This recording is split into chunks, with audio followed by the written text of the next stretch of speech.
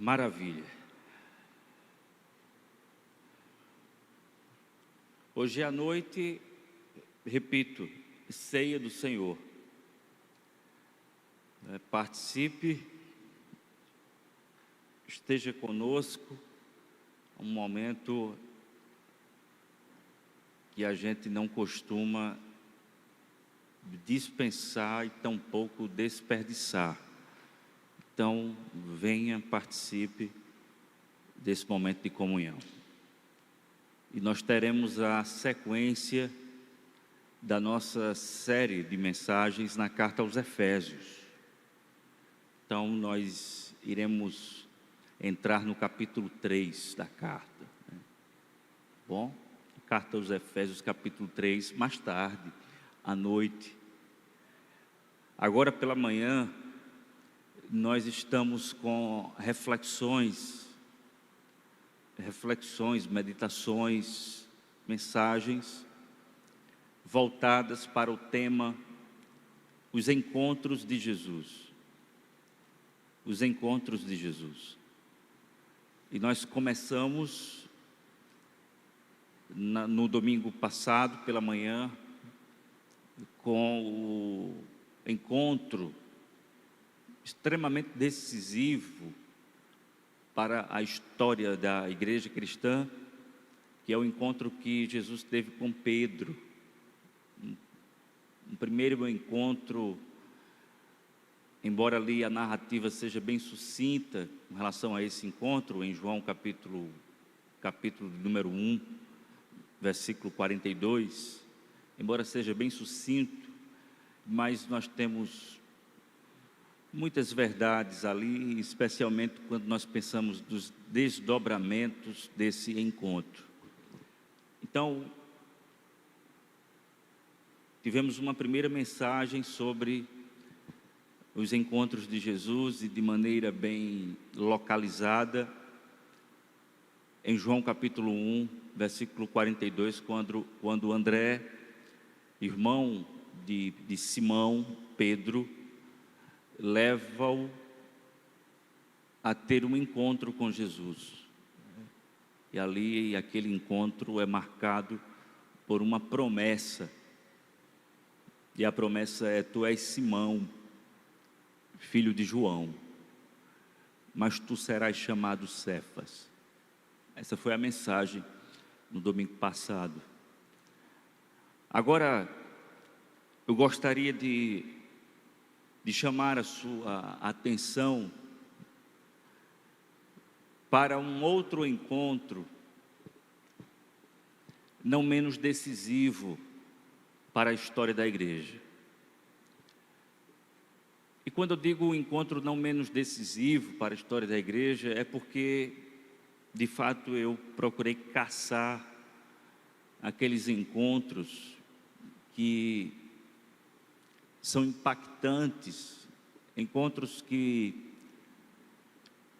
falem profundamente à nossa alma, ao nosso coração. Não que os outros encontros não sejam importantes, todo encontro é importante, encontro com Jesus, todo ele, não há nenhum encontro que não seja importante, mas há encontros que são marcadores, encontros que são decisivos na história da igreja, por exemplo. E esses encontros, eles acabam servindo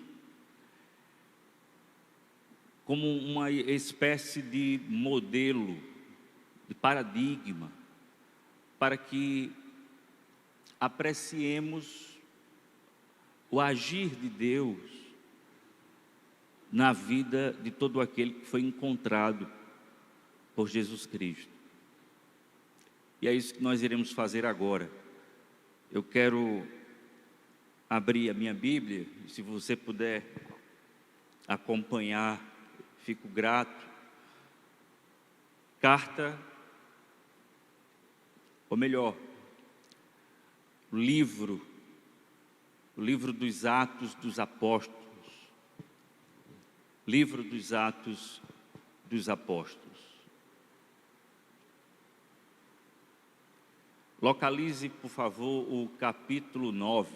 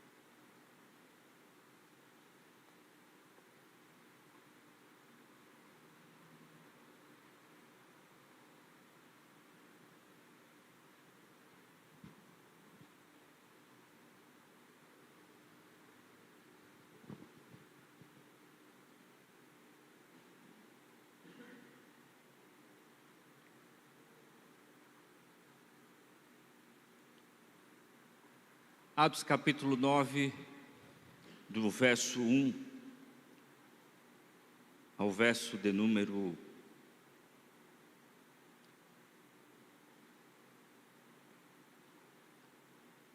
6, do verso 1 ao verso 6.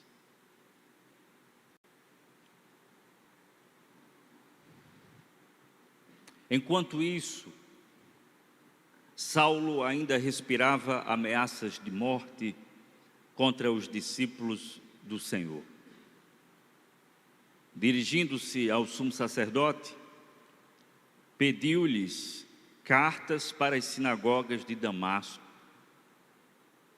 de maneira que, caso encontrasse ali homens ou mulheres que pertencessem ao caminho, pudesse levá-los presos para Jerusalém.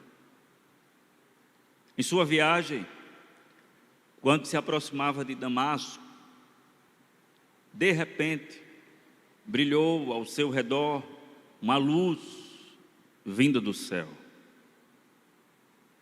Ele caiu por terra e ouviu uma voz que lhe dizia: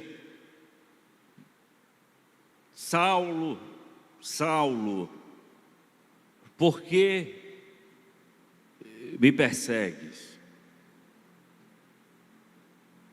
Saulo perguntou: quem és tu, Senhor? Ele respondeu: eu sou Jesus, a quem você persegue. Levante-se, entre na cidade, alguém lhe dirá o que você deve fazer. Pai, rogamos a tua graça sobre nós, que a tua unção alcance o nosso ser, que essa atmosfera de culto seja de fato marcada pela tua presença, porque onde quer que a tua palavra seja proclamada e onde quer que o teu povo se reúna em torno dela, temos a certeza de que o Senhor está no meio. Obrigado pela tua presença, porque isso é tudo que importa. É por causa da tua presença que nós podemos estar numa manhã como essa, como igreja, ligados uns aos outros, como corpo de Cristo. Abençoa o teu povo, abençoa a tua noiva, abençoa-nos com a tua palavra. Toca os nossos corações, no nome que é sobre todo nome, Pai. No nome de Jesus Cristo. Amém.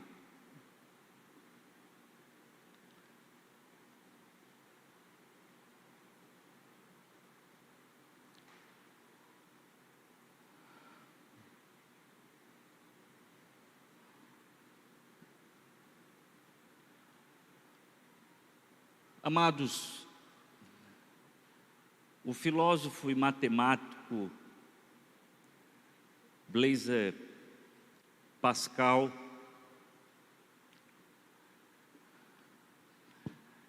já se referiu ao ser humano sem Deus como alguém inquieto.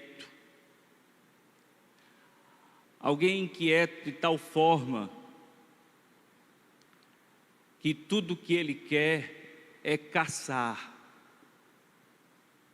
E aí vem então a metáfora que o Pascal usa da caça e do caçador, que é quando Pascal diz que o ímpio tudo que ele quer é caçar, caçar e caçar, sem necessariamente capturar a presa. Porque tudo que menos importa é a presa. E por que Pascal diz isso? Porque se você chegar para o ímpio, inquieto, com a presa, dizendo: volte para casa, porque sua presa está aqui, você não precisa mais caçar. O ímpio diz: eu não quero a presa, eu quero caçar. E por que? Pascal então interroga: por quê? Porque quando ele pega a presa, acabou. E quando acaba a caça, ele precisa voltar para casa e se deparar com o sujeito que mais lhe incomoda, que é ele mesmo. E aí Pascal diz então que o ímpio é aquele que não quer ficar sozinho consigo mesmo, porque ele não aguenta as vozes do seu coração, ele não aguenta carregar o fardo que é existir em uma condição inquieta, e por isso a melhor coisa que se tem para fazer é caçar, caçar e caçar e caçar, e não necessariamente pegar a presa, mas caçar. É o retrato de um coração inquieto, o retrato de um coração que não suporta, embora queira, mas não suporta o repouso ou a tranquilidade, porque precisa de alguma maneira estar na inquietude de uma existência caída. Uma vez que a queda nos colocou em estado perpétuo de inquietação, a nossa vida é uma vida de inquietude. Falo isso com relação à vida humana, ao ser humano desprovido da graça de Deus. Voltando tempos atrás, antes de Pascal, Agostinho já tinha dito: fizeste-nos para ti, e inquieto continuará o nosso coração, enquanto não descansar em ti. O apóstolo Paulo, ante Saulo, é um retrato de um ímpio inquieto, de um ímpio que só quer caçar. Por falar nisso, a essa altura da história de Atos capítulo 9, o texto começa dizendo: enquanto isso, Saulo ainda respirava ameaças de morte contra os discípulos do Senhor. Ele estava à caça, de cristãos, ele estava inquieto com o seu zelo religioso, sem descanso, à procura de cristão, e isso para encarcerá-los, e isso para prejudicá-los, e isso para esmagá-los, e isso para prendê-los, e isso para matá-los. Um homem religioso, é bem verdade, da seita mais popular do primeiro século, os fariseus conservadores, irrepreensível quanto à lei, mas um homem sem descanso, um homem inquieto, um homem extremamente perturbado, apesar de educado, apesar, diga-se de passagem, de muito bem educado,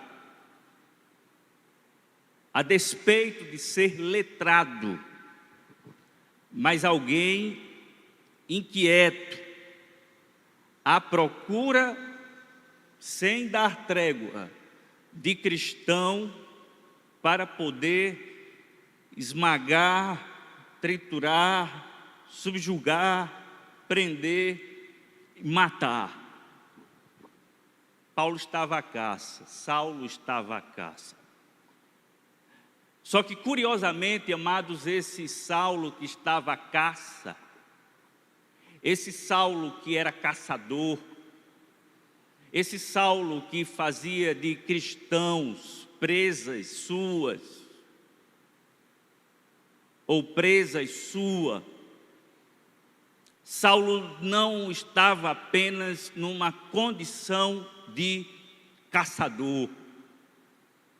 Paulo estava numa condição de caçado, de presa. Porque, embora o texto seja claro quanto o seu ímpeto de caçar cristãos, inquieto, o que descobrimos à luz dessa narrativa é que enquanto Saulo caçava, ele estava sendo caçado. Enquanto ele farejava como um cão raivoso os cristãos para prendê-los, repito, triturá-los, esmagá-los e matá-los, ele também estava sendo caçado. Uma outra caça estava acontecendo. E essa caça diz respeito àquilo que um poeta inglês chamado Francis Thompson chamou de o cão de caça dos céus. Francis Thompson foi um poeta inglês que, depois de fugir do Senhor, ele então revela que o cão de caça, e o cão de caça é um título que ele atribui a Jesus Cristo.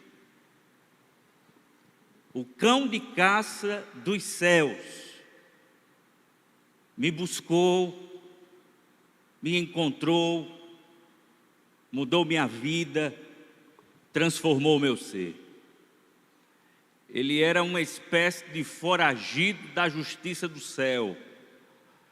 Mas o cão de caça do céu, que é o bom pastor, que é o bom cão de caça, foi atrás dele e o capturou.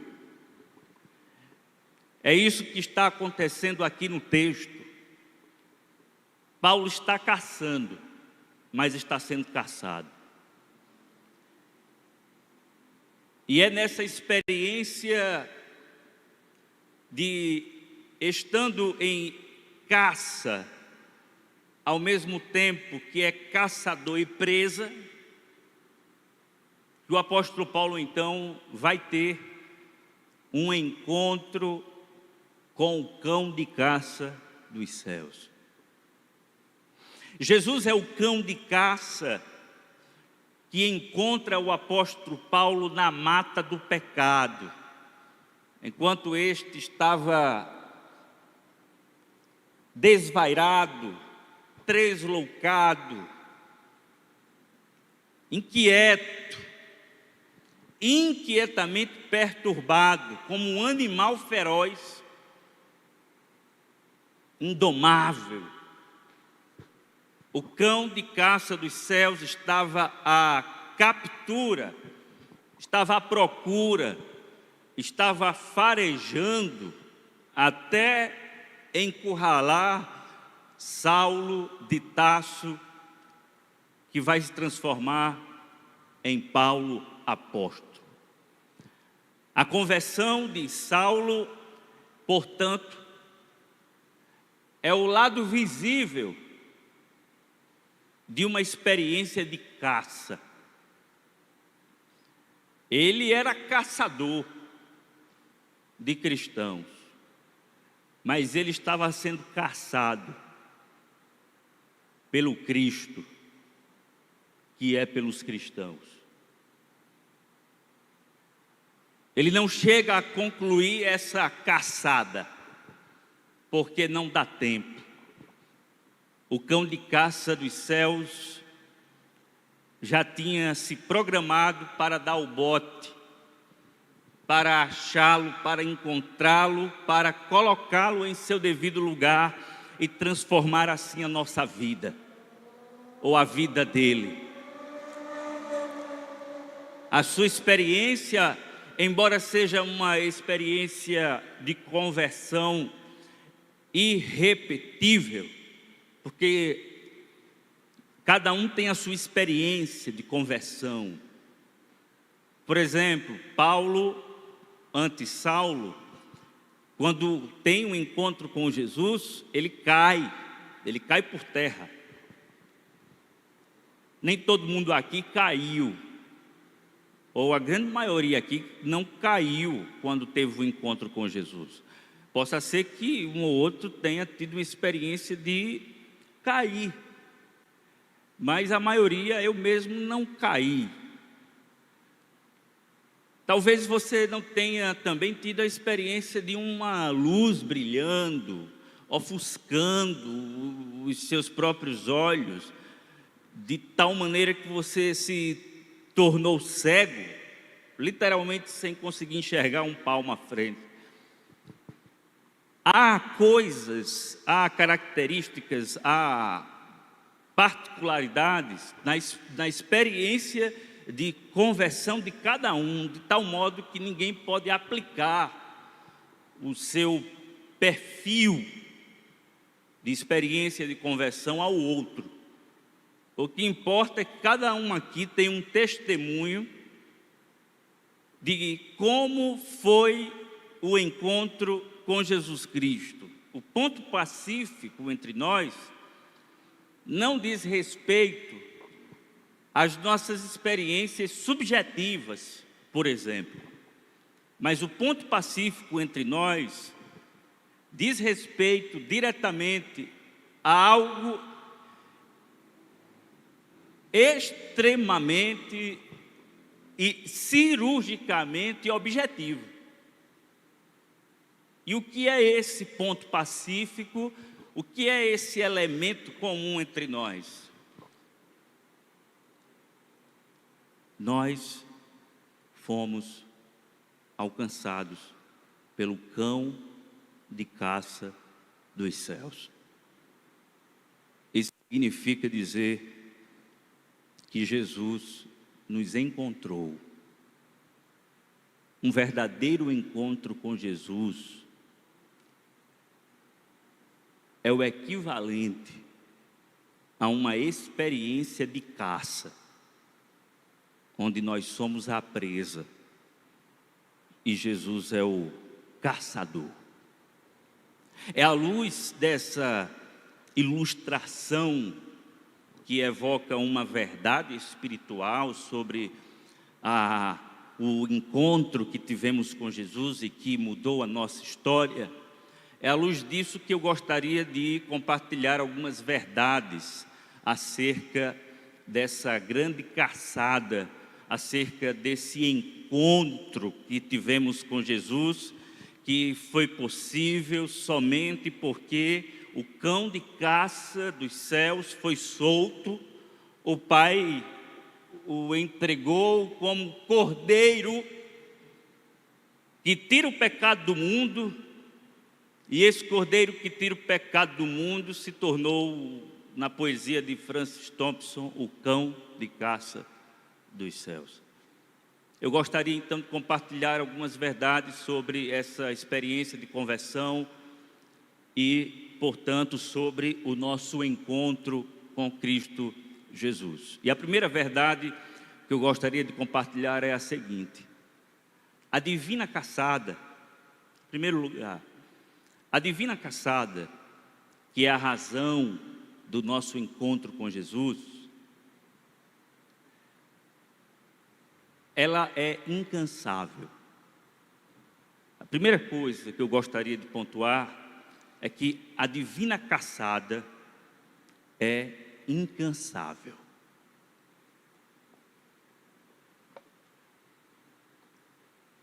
Voltamos a nossa atenção para o texto, porque é extremamente provocador quando o narrador sagrado, que é Lucas, nos registra, no versículo 1, Saulo respirando ameaças de morte.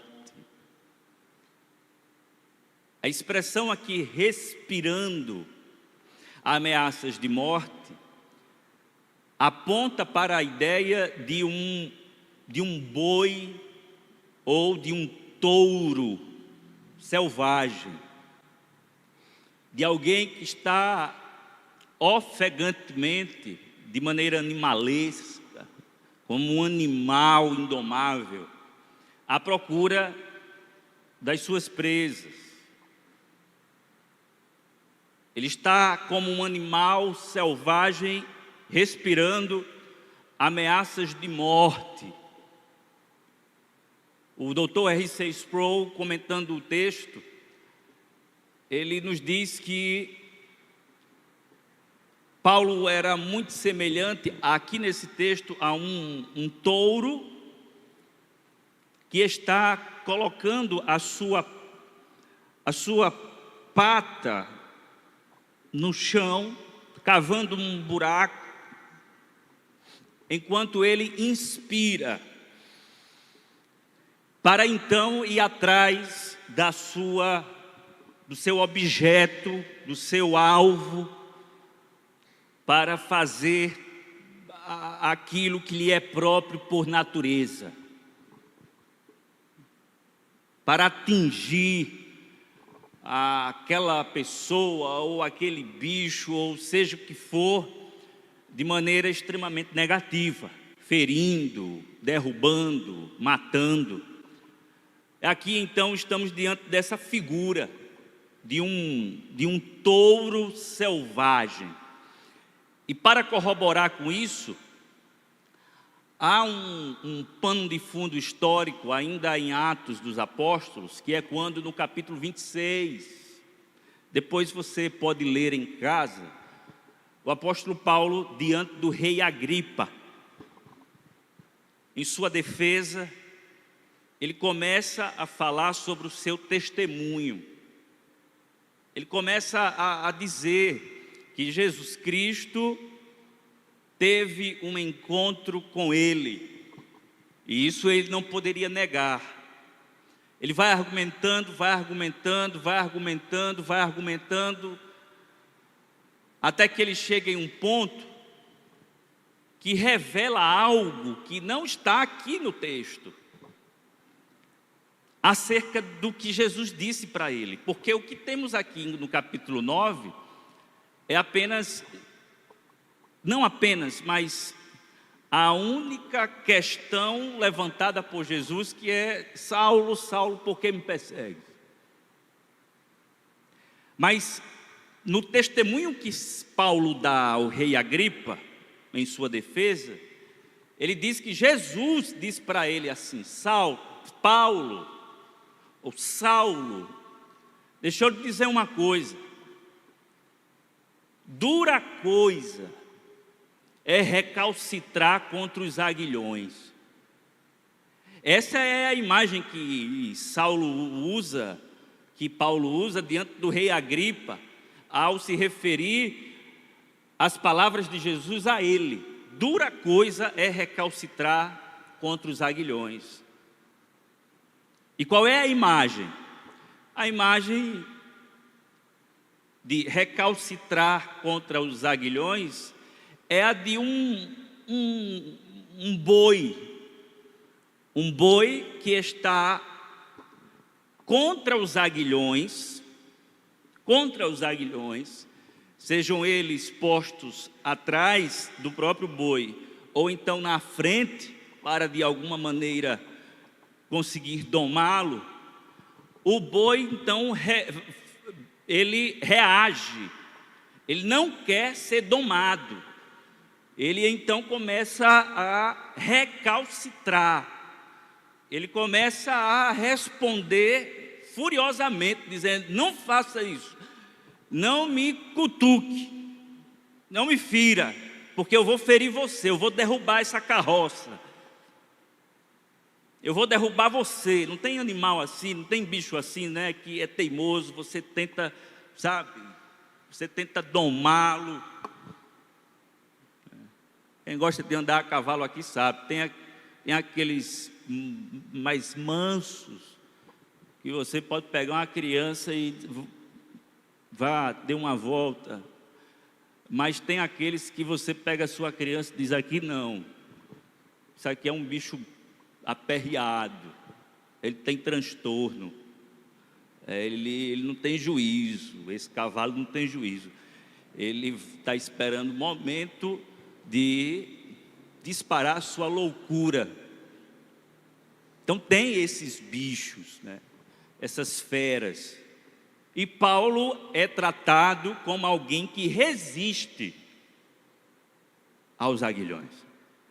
É como se Jesus estivesse ferindo, para que ele pare, para que ele seja domado, para que ele seja, sabe, de alguma maneira domesticado. Mas ele se revela como alguém indomável. Ele não para. Ele sai de uma situação de ameaça contra os cristãos e vai para outra, e vai para outra, e ele quer ver todo mundo dessa categoria, né, de cristãos, ele quer ver todo mundo preso, ele não vai dar sossego enquanto não estiver satisfeito com o cumprimento maligno dos seus intentos, dos seus propósitos. Só que essa fera selvagem aqui, esse animal indomável, ele está diante de um cão de caça que não vai parar. Ele está diante de um Deus, encarnado, de um Deus glorificado na pessoa de Jesus Cristo, de um Cristo Jesus que é Deus ressurreto. Ele está diante daquele que está à sua procura, e ele pode fugir quantos quilômetros ele quiser para longe do cão de caça, mas o cão de caça nunca vai abrir a sua boca, colocar a língua do lado de fora e dizer que está cansado, porque Jesus é aquele que não se cansa. Jesus é aquele que não fica exausto. Jesus é aquele que em seu corpo glorificado não fica com fadiga. Jesus é aquele que em seu estado pleno de glória não precisa tomar vitamina para se acordar bem e continuar a caçada. Não, ele é aquele que se revelou, inclusive, na nossa história, como o Deus que incansavelmente esteve sempre ao nosso encalço, nos buscando, nos procurando e finalmente nos achando. nos derrubando, metaforicamente falando, no chão. E assim dizendo: você cansa, mas eu não. Porque chegou um dia, chegou um bendito dia, que nós éramos como animais selvagens, animais indomáveis, e de repente, aquele que estava incansavelmente à nossa procura, à nossa busca, nos achou, nos domou, nos derrubou e nos fez discípulos seus. Você está aqui porque, mesmo quando você recusou, mesmo quando você disse não, todas as vezes que alguém abordava com um panfleto, todas as vezes que alguém abordava você fazendo convite para o culto, para a igreja, e que você dizia não, não, não, não, Jesus em nenhum momento ficava cansado de você, mas ele ficava ainda mais vidrado, ele ficava ainda mais energizado, ele ficava ainda mais destinado a encontrar você, a encurralar você, a farejar todo o seu caminho e pegar você num beco sem saída. Foi por causa da incansabilidade de Cristo, foi por causa disso que você se converteu e está aqui hoje.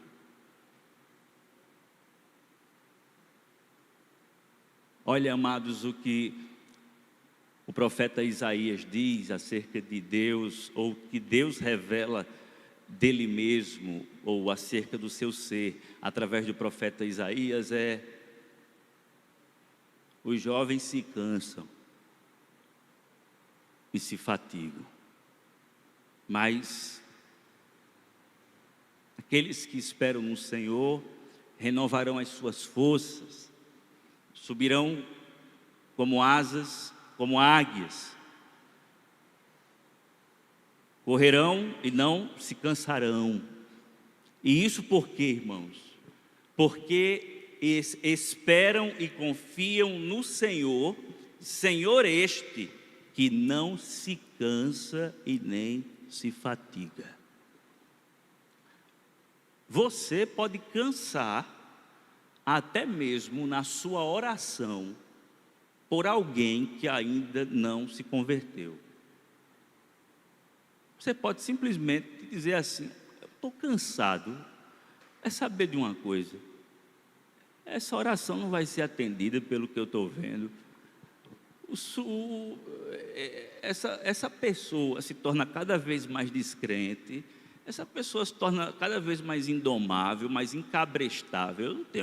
Eu vou parar eu cansei de orar.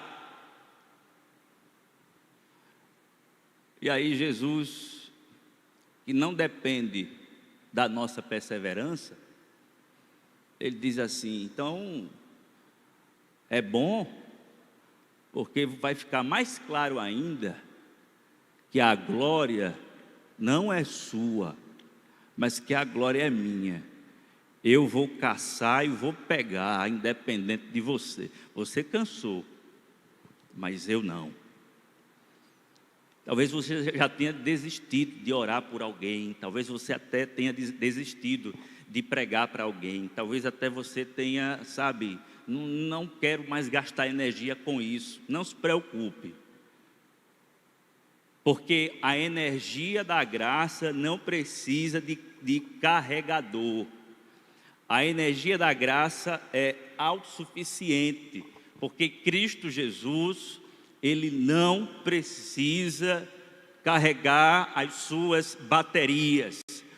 Ele está incansavelmente atrás dos eleitos de Deus antes da fundação do mundo e que ainda não foram alcançados pela sua maravilhosa graça. Foi assim com você e será assim com todos aqueles que estão destinados para a salvação. Às vezes a gente passa uma vida inteira pregando, a pessoa não se converte. Aí de repente, um dia qualquer, a gente escuta, fulano se converteu. Mas como?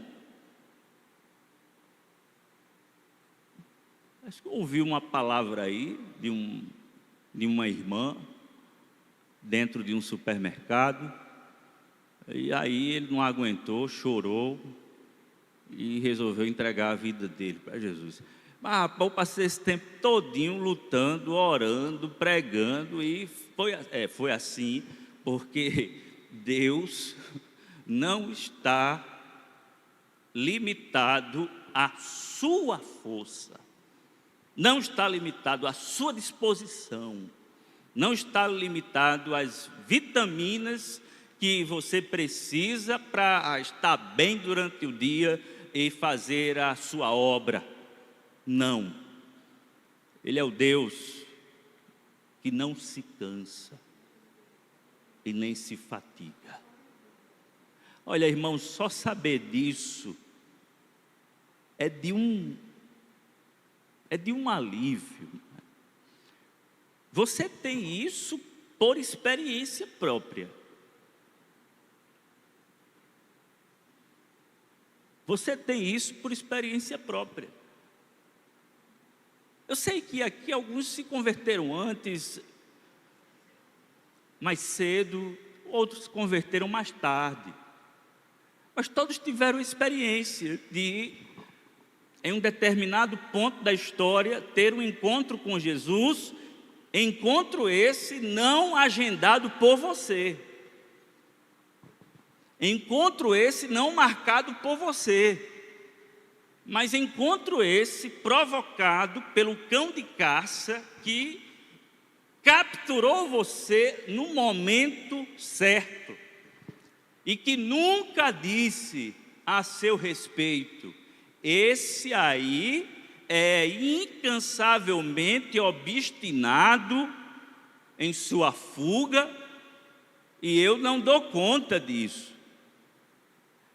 Ele disse assim: se ele é obstinado a fugir de mim, eu sou ainda mais obstinado, implacavelmente obstinado a alcançar a vida dele. Porque se ele não cansa, e essa é uma verdade, por sua vez, nós nos cansamos. E quando Saulo diz, ele disse para mim, Agripa, ó rei Agripa, dura coisa recalcitrar contra os aguilhões, é porque o boi cansa. E o Senhor incansavelmente vai nos fazendo parar, mesmo que a nossa experiência seja de recalcitrar, dizer não, não, não, e ele vai, você não vou, e ele vai, e você não vou, e ele diz assim: pode passar o tempo que você quiser, mas você vai, e não vou, chega uma hora, e você diz: tá bom, eu cansei, eu me entrego, eu não tenho mais, eu não vou, eu nem vou e nem quero, eu não quero ficar correndo, eu cansei. E Jesus, firme, forte, glorificado, diz assim: meu filho, você se cansou, Eu sabia que você ia se cansar, mas eu nunca cansei de você. O amor de Deus sobre sua vida nunca é pesado, cansativo. Não é um amor assim, sabe, que eu tenho que amar, eu tenho que... Não. Incansavelmente Ele ama você. Se Ele amou você antes, imagina agora. Incansavelmente Ele lhe ama. A primeira verdade, então, do texto, acerca do encontro de Jesus com Paulo, ou com Saulo de Tarso, e que se aplica a nós, é que o encontro com Jesus é essa experiência da divina caçada, onde o cão de caça dos céus é incansável. Então, a primeira característica da divina caçada é que ela é incansável. Mas há uma segunda característica da divina caçada.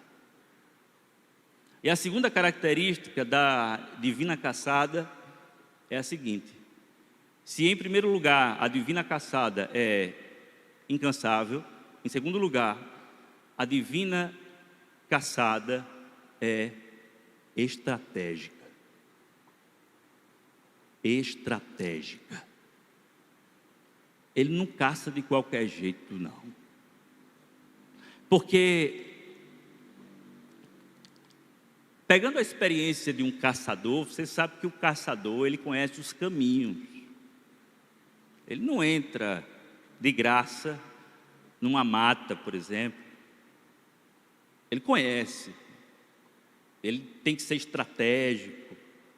Ele tem que se movimentar estrategicamente. Ele precisa articular toda uma operação para poder não espantar, para poder não assustar, para poder ter uma visão mais privilegiada, para poder ter um alcance melhor. Há toda uma estratégia. E Jesus está agindo com Paulo de maneira extremamente estratégica. Porque o que temos no capítulo 9 é o clímax de toda uma estratégia até chegar ao apogeu da estratégia. A estratégia tem um fim. E qual é o fim? Capturar a fera. Mas antes disso, Jesus estrategicamente estava caçando Saulo. Ele não estava correndo à toa. Ele estava estrategicamente indo atrás da sua presa. E como é que nós sabemos disso, queridos? É que quando nós olhamos para a vida de Saulo, tudo indica que o Mestre, Jesus Cristo, estava preparando caminhos e mais caminhos para que Saulo se convertesse e se tornasse Paulo. A primeira verdade que eu trouxe sobre a incansabilidade de Deus, o cão de caça, a divina caçada como incansável, a primeira verdade tem a ver com vontade. A disposição de continuar e a indisposição para parar e se entregar. Mas essa segunda verdade não tem a ver agora com vontade, com disposição. Pois quando falo de estratégia, que a divina caçada é estratégica, não estou falando mais da vontade. Eu estou falando da mente. O divino caçador, ele é estratégico. Porque note, antes de chegar aqui,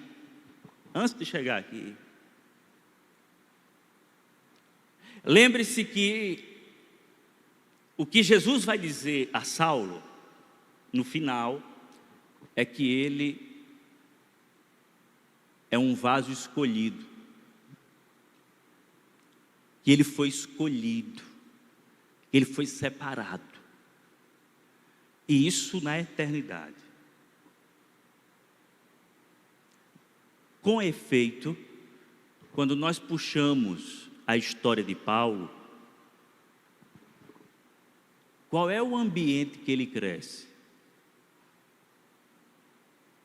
Ele cresce dentro de um ambiente judaico e especialmente em um contexto do farisaísmo da época. Ele aprende as sagradas letras. Nada do que está acontecendo na vida de Paulo é por acaso. Ele aprende posteriormente, para se tornar doutor da lei, com o famoso Gamaliel, aos pés de Gamaliel. Ele foi discípulo de Gamaliel. Ele aprende as sagradas letras, a lei e os profetas. Ele aprende com os melhores, e ele aprende aos pés do grande Gamaliel. Ele é formado nisso. Ele se torna um fariseu irrepreensível, ele se torna um doutor da lei, muito rigoroso quanto à interpretação da lei e à prática da lei. Mas não apenas isso. Quando ele empreende uma caçada contra os cristãos, já em Atos, ele vai se deparar com um cenário extremamente estratégico, agudamente estratégico, essa é a palavra, agudamente estratégico, porque ele vai presenciar um dos maiores sermões da história.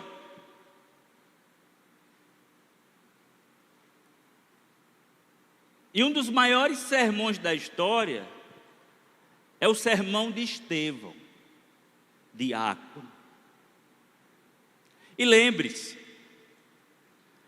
Saulo, ao lado de outros, ele está clamando e pedindo pelo sangue de Estevão. Estevão que vai ser apedrejado. Saulo é quem dá o aval. É Saulo quem diz: pode matar. Ele que pegava a procuração, dizia: tá, pode encerrar. E quando Estevão está ali, diante dos seus algozes, e Saulo é um deles, Estevão começa a pregar. E a pregação de Estevão é uma das mais brilhantes pregações da história, porque ele vai passando por todo o Antigo Testamento.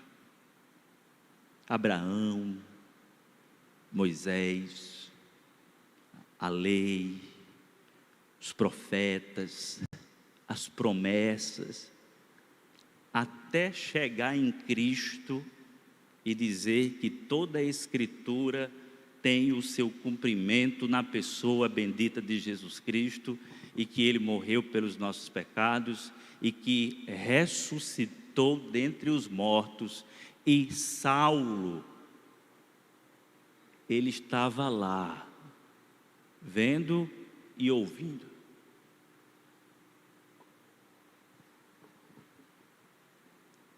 Eu não tenho dúvida de que naquele sermão, no mínimo, ele ficou encantado com as palavras de Estevão. Porque Estevão, cheio do Espírito Santo, começou a falar de tudo que ele sabia, de tudo que Saulo sabia, mas de uma maneira extremamente convicta, amado. Sabe aquela coisa, sabe aquela unção do pregador? E está lá Saulo, não diante de um professor,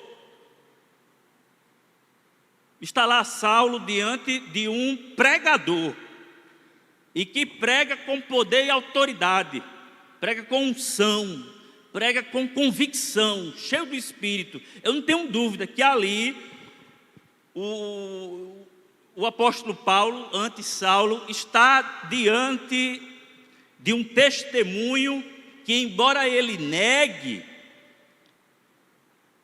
acerca de Cristo, ele no mínimo está com uma mente sendo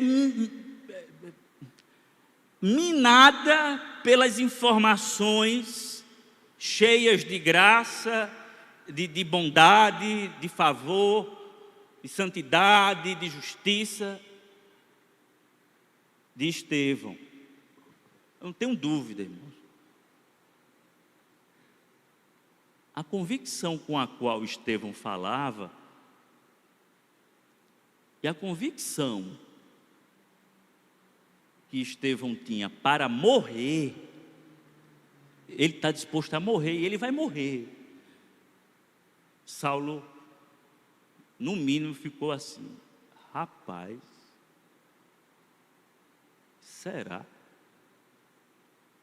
E se ele estiver falando a verdade? O Senhor está armando todo o cenário. Não é do nada assim. E a pregação de Estevão é aquela. Eu posso comparar a pregação de Estevão com a pregação de George Whitefield, que foi um grande avivalista do século XVIII. E o George Whitefield, a pregador, avivalista, olha, multidões na época se aglutinavam para ouvir. Naquela época não tinha microfone, não tinha nada e era ao ar livre, porque naquela época do avivamento inglês, George Whitefield foi posto para fora. Então ele foi pregar fora. Muita gente vinha ouvir o pregador.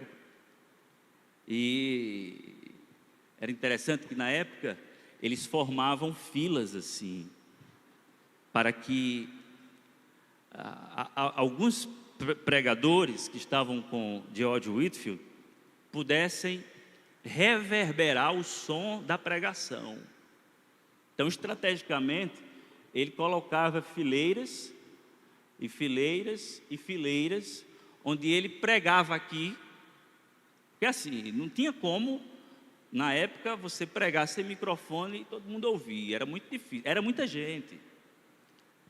E aí ele botava fileiras, e aí ele, por exemplo, dizia: olha, Jesus Cristo é o Cordeiro de Deus que tira o pecado do mundo, e ele convida a todos ao arrependimento e à fé nele. E aí a fileira que estava preparada voltava-se para a multidão e replicava as palavras, reproduzia: olha, Jesus Cristo é o Cordeiro de Deus que tira o pecado do mundo, e aí isso reverberava até chegar na última fila, e de fila em fila, de som em som, as pessoas iam sendo impactadas pela mensagem de George Whitefield. E ele era tão convicto disso, irmãos, tão convicto, que certa feita um famoso ateu, estava correndo para não perder a palavra de George Whitefield. Um ateu E aí, quando um irmão olhou e viu o ateu cedinho, porque eles iam cedo para pegar um lugar mais privilegiado, às vezes numa árvore. Quando o irmão viu o ateu correndo, disse: o senhor vai para onde? Vou para lá, para onde você vai. O senhor vai escutar George Whitefield? Vou. Mas como é que o senhor vai escutar se o senhor não crê? Ele disse: eu não creio, mas ele crê. Eu gosto de ouvir ele porque ele acredita no que fala. Ele tem convicção e eu gosto de quem tem convicção no que diz. Ele tem convicção. Eu vou ouvir, embora não creia. Imagina Estevão pregando e Saulo dizendo: meu amigo, esse aí, ele tem convicção do que fala, e ele está disposto a perder a própria vida por isso. Estevão é morto, mas antes de morrer, Estevão vê os céus abertos e o Filho do Homem em pé à direita do Pai. Uma visão gloriosa que o apóstolo Paulo, antes Saulo, deve ter ficado assim, impressionado com aquilo. Veja, foi tudo estrategicamente orquestrado até chegar aqui. Foi assim conosco. O encontro que tivemos com Cristo não foi assim do nada.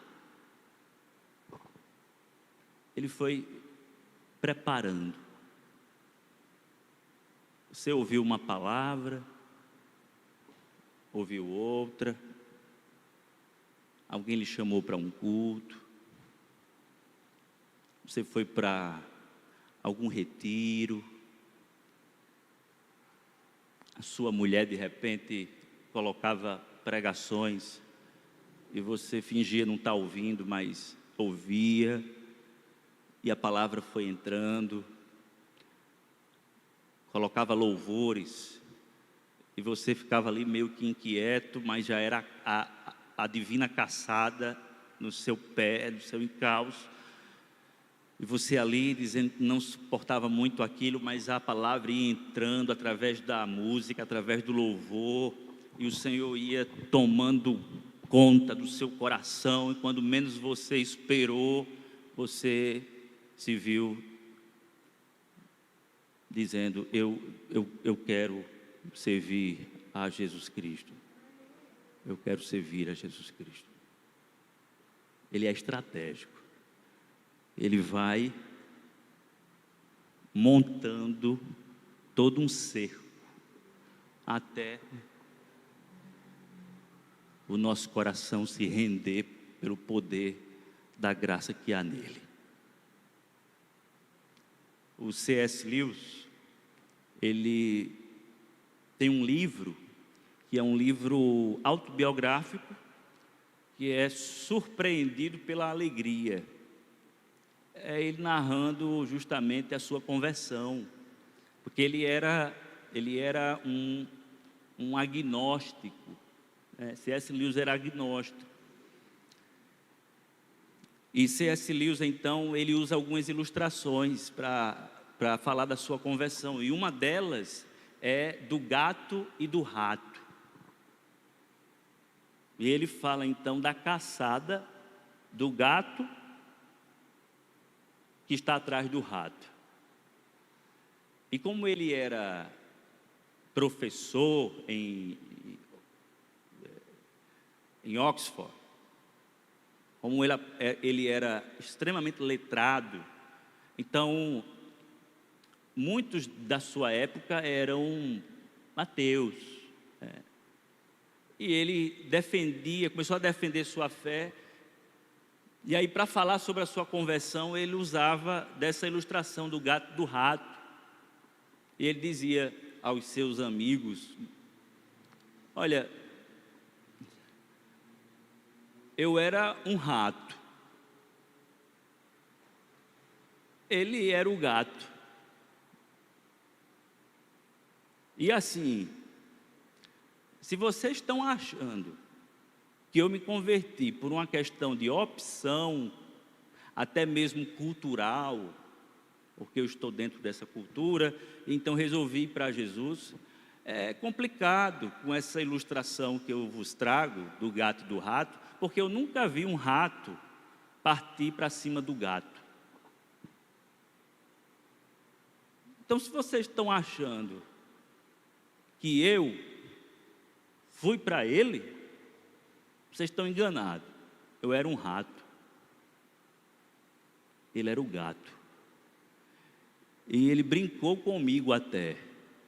Batia para um lado, batia para o outro, me parava, me soltava, até uma hora.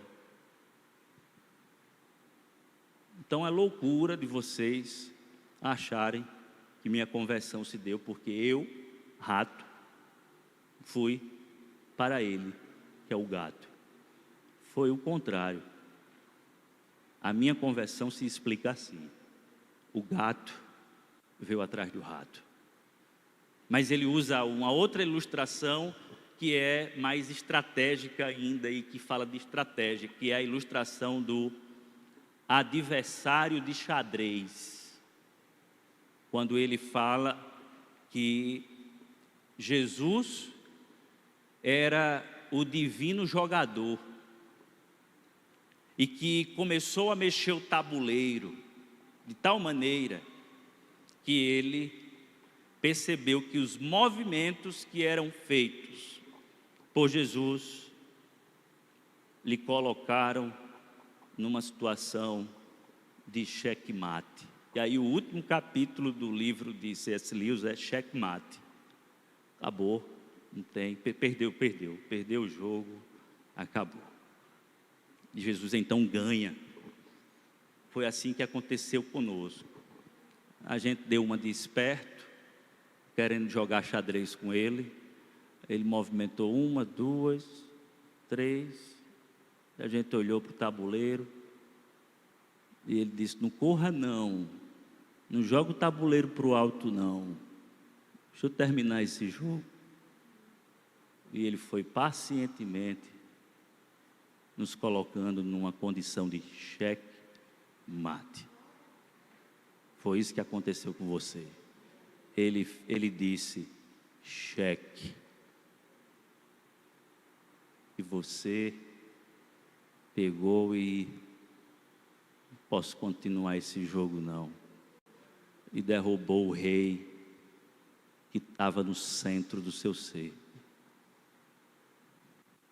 Você derrubou e disse: eu não posso mais ficar de pé, eu não posso continuar no jogo. A divina caçada, em primeiro lugar, ela é incansável. A divina caçada, em segundo lugar, ela é estratégica. E em terceiro e último lugar, a divina caçada, olhando para o texto de Atos, capítulo 9, a divina caçada é vitoriosa. Chegamos ao X da questão, que é quando Saulo cai, depois de Jesus brilhar diante dos seus olhos, que são ofuscados, e consequentemente ele se torna cego. É um encontro aqui curioso, não é, irmãos? Porque o testemunho que a gente tem é: eu era cego, agora vejo. O testemunho de Paulo é: rapaz, eu encontrei com ele, mas eu estava vendo, agora eu estou cego. O brilho foi tão forte que eu não estou conseguindo enxergar mais nada. Isso é um sinal de Jesus Cristo dizendo assim: vai parar um pouquinho, vai. Tu não está vendo mais nada. Descansa. tu vai precisar de um guia. Você agora não tem tanta liberdade assim não. Mas aqui, amados, Jesus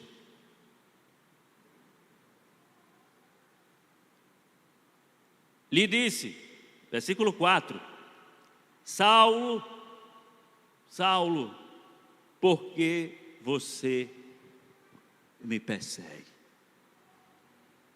Claramente aqui o texto indica que a oposição que Paulo fazia à igreja era o equivalente a se opor a Cristo, porque Cristo está tão ligado à sua igreja, tão intimamente ligado à sua igreja, que qualquer oposição à sua igreja é uma oposição a Ele. Por isso Jesus está dizendo, por que me persegue? Paulo, por que você está me ferindo? Quando você fere Estevão, você me fere. Quando você está encarcerando o meu povo, você está me encarcerando. Por que você me persegue? Mas essa pergunta, amados, não é uma pergunta de quem não sabe. As perguntas que Deus faz a Adão, por exemplo, onde estás, Adão? Não é uma pergunta de ignorância, é uma pergunta com efeito estratégico, de eu quero provocar uma conversa. Eu que vou atrás, não é você que vem, eu que vou.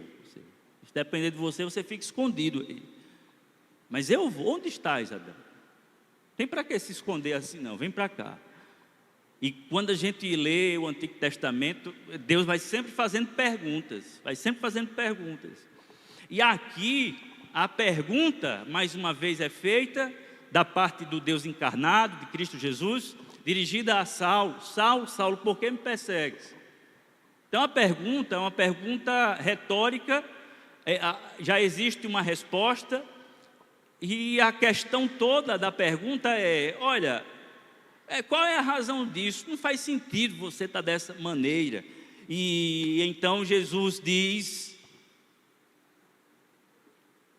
Saulo perguntou melhor, quem és tu, Senhor? Quem és tu, Senhor?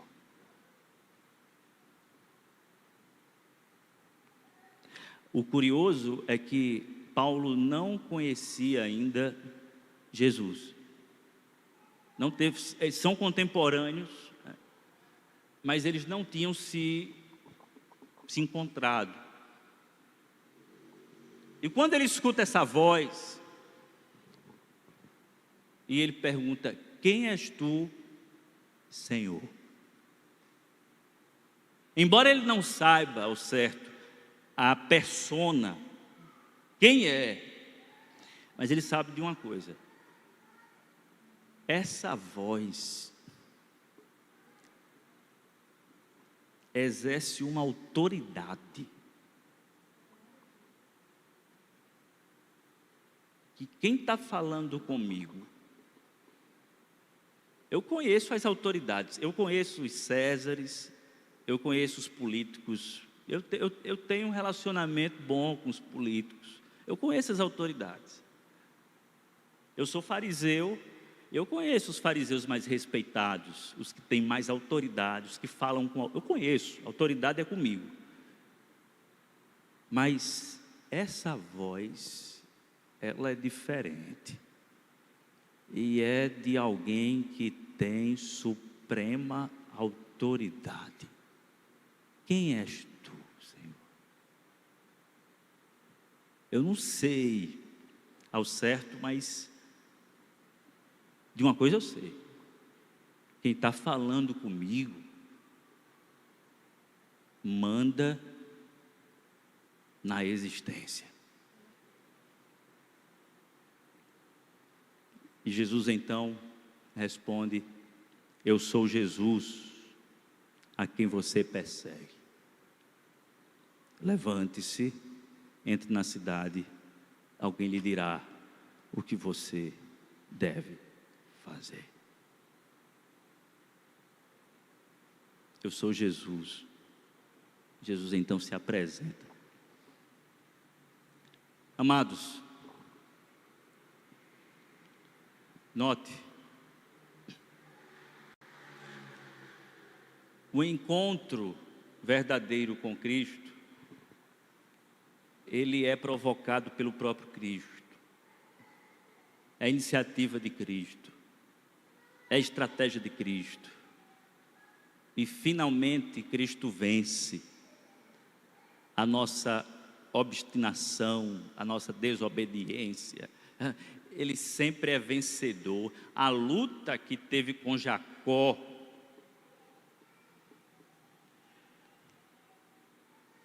lutando como príncipe, mas saindo com a coxa, o tendão da coxa, da articulação, saindo mancando. E foi isso, Jacó? Não, foi uma briga ali, eu ganhei a luta, mas fiquei com essa sequela.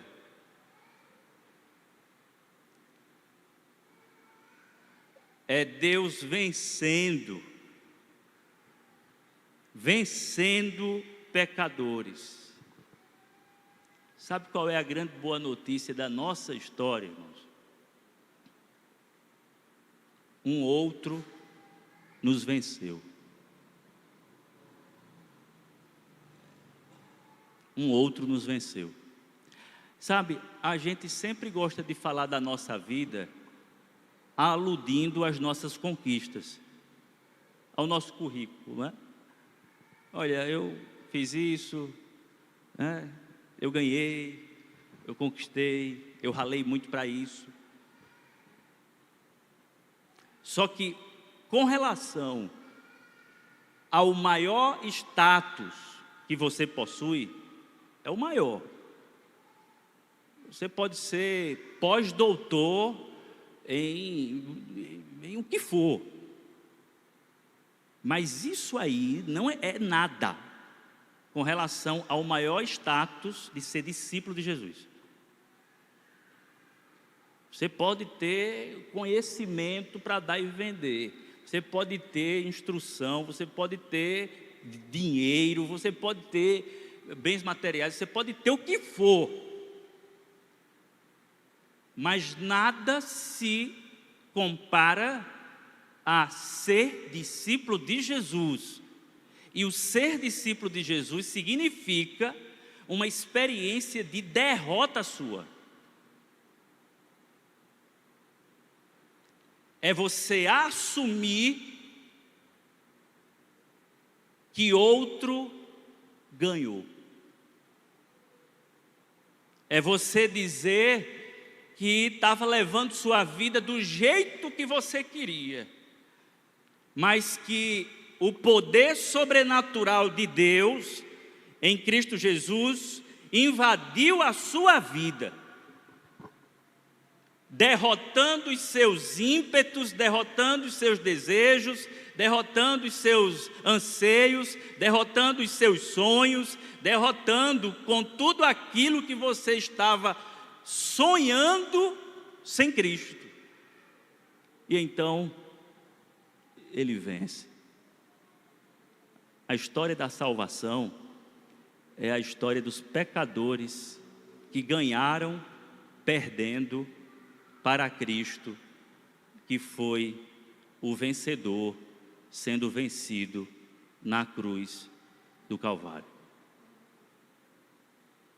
Na cruz do Calvário, o vencido venceu o seu vencedor. E como expressão disso, nós,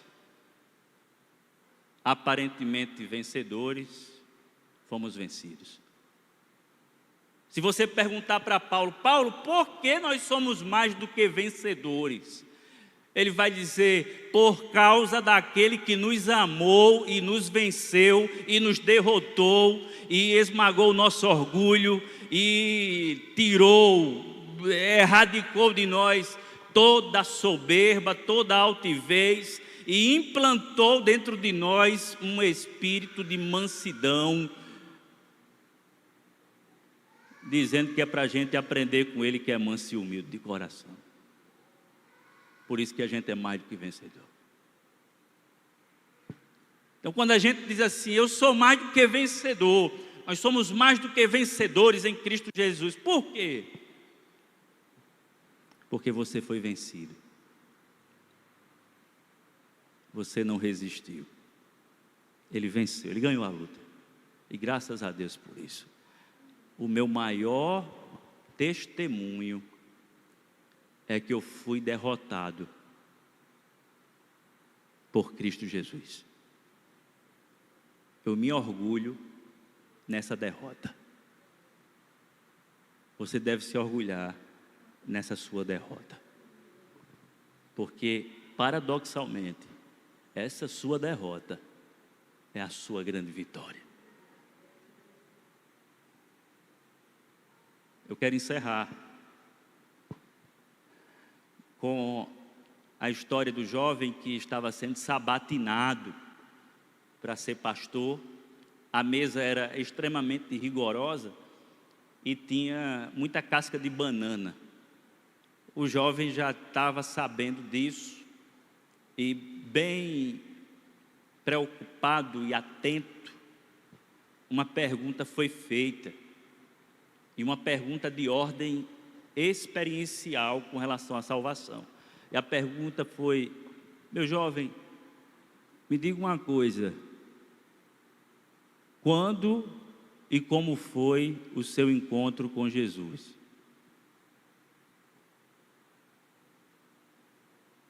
O jovem parou,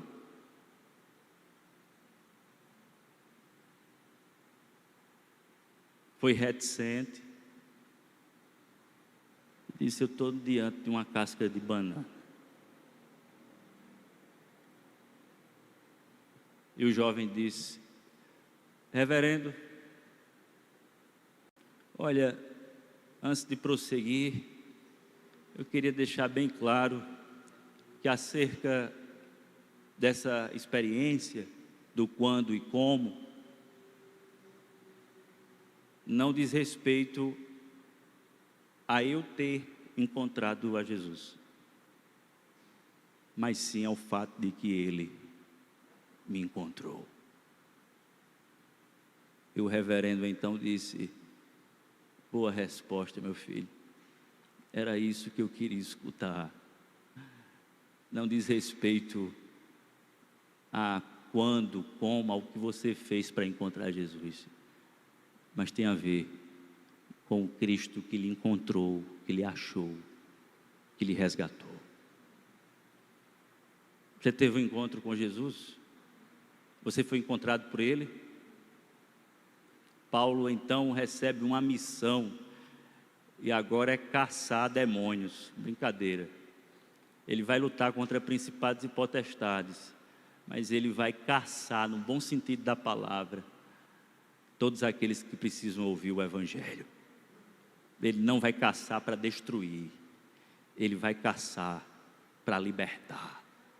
Ele vai atrás daqueles que estão aprisionados, para pregar o Evangelho da salvação e dizer que o caçador, Jesus Cristo, está disposto a quebrar a armadilha, a libertar aqueles que foram oprimidos por Satanás e que estão escravos do pecado, ou que são escravos do pecado. Ele vai anunciar agora. Agora a vida dele é outra, muda totalmente. Até o momento em que você não tinha tido um encontro com Jesus, seu caminho era um. Depois disso, meu amigo, depois de Cristo, mudou toda programação. Mudou toda programação. Muda a agenda. A agenda muda. Depois de um encontro com Jesus, a agenda muda. Outra coisa agora. Agora, a nossa agenda é estar debaixo do senhorio de Cristo Jesus, onde Ele governa a nossa vida e faz dela o que Ele bem entender, porque a gente sabe que a caçada dEle foi para lançar dentro de nós o seu amor, amor que dura para sempre. Você pode se colocar de pé para nós encerrarmos o nosso culto. E se Deus quiser, logo mais estaremos aqui para entrarmos no capítulo 3 de Efésios, da carta aos Efésios. Não apenas isso, mas para nos alegrarmos com os louvores, para nos alegrarmos com os irmãos, com a comunhão, para nos alegrarmos com as orações que são feitas nesse lugar. Pai bendito, nós louvamos o Teu nome por causa de Cristo Jesus e de tudo que Ele fez por nós. Obrigado, Pai, por tão grande salvação e por ter então nos encontrado quando nós estávamos perdidos em delitos e pecados. Nós celebramos essa salvação e queremos difundi-la, queremos propagá-la mundo afora, para que o mundo saiba que existe uma divina caçada e que todos aqueles que foram reservados para a salvação, no momento certo serão encontrados, porque Tu és o Deus que não se cansa e nem se fatiga. Que a graça de Cristo Jesus, o amor de Deus o Pai e as consolações do Espírito repousem sobre cada um de nós, desde agora e para sempre. Amém.